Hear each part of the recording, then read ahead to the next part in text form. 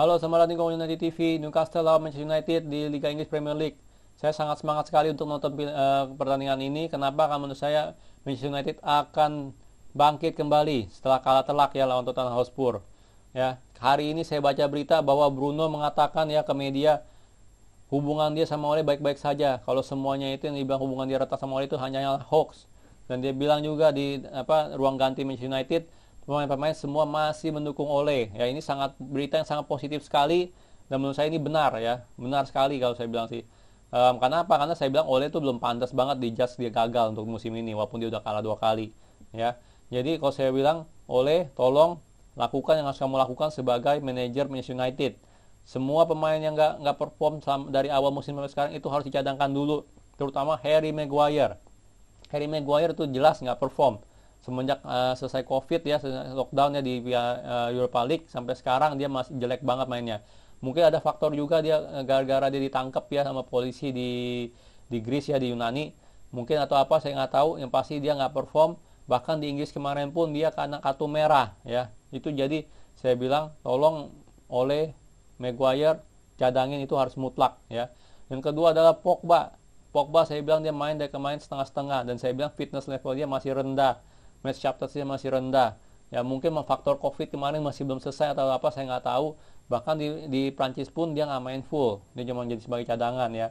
Jadi Pogba pun harus diganti, harus dicadangkan.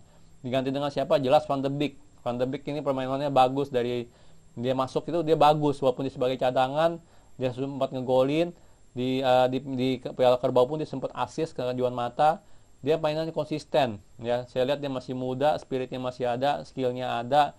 Jadi saya bilang itu dia harus mulai, dia harus gantiin Pogba sebagai starter. Bahkan kemarin pas Belanda lawan Italia, Van de Beek ngegolin ya, itu seri itu hasilnya tuh ya. Jadi dia harus mutlak harus main gantiin Pogba. Kalau secara formasi ini prediksi formasi saya ya. Untuk kiper ini masih 50-50 ya, boleh Henderson boleh De Gea, saya nggak masalah.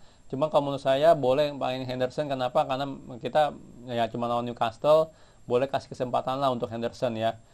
Ya untuk back saya bilang kiri Teles atau Shaw sama aja menurut saya, cuma saya pengen lihat Teles main jadi saya bilang Teles harus start.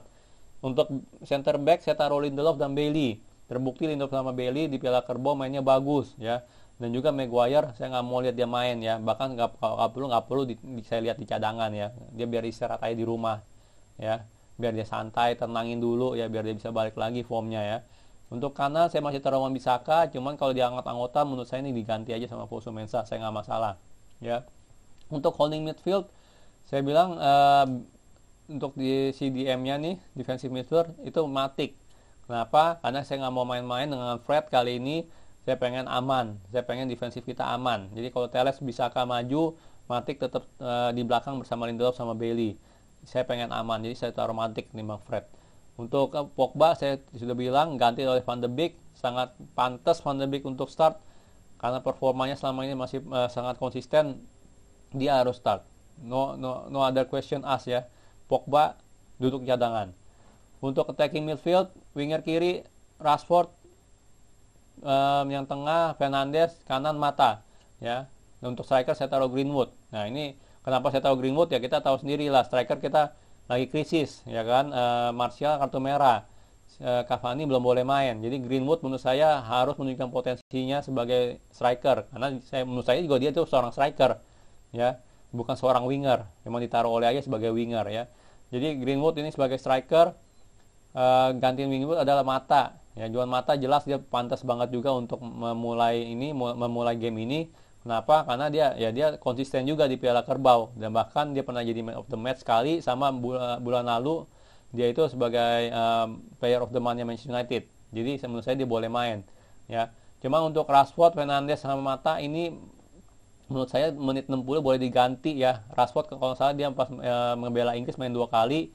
Jadi saya rasa dia bakal kecapean juga. Jadi menit 60 mungkin dia udah boleh diganti James ya. Fernandes pun juga menit 60 boleh diganti McTominay. Kalau McTominay masuk berarti McTominay bakal pindah sini, Van de Beek bakal ganti Fernandes sebagai attacking midfield.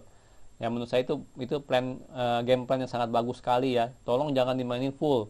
Kenapa? Karena kita minggu depan masih ketemu, hari Rabu atau hari Kamis masih ketemu PSG.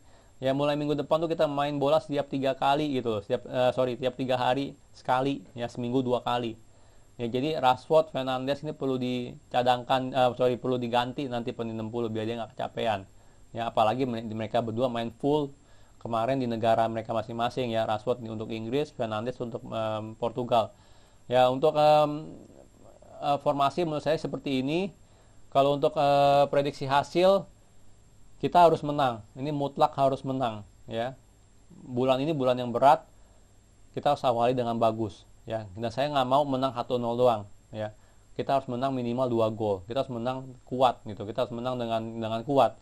Kenapa? Biar percaya diri kita balik lagi, biar moral kita balik lagi, biar pemain pada semangat semua. Jadi kalau ketemu PSG mentalnya udah beda ya, bukan mental gua habis dibantai oleh Spurs gitu loh ya kan. Mentalnya gua habis main bagus gitu lawan Newcastle. Itu yang kita perlu lihat.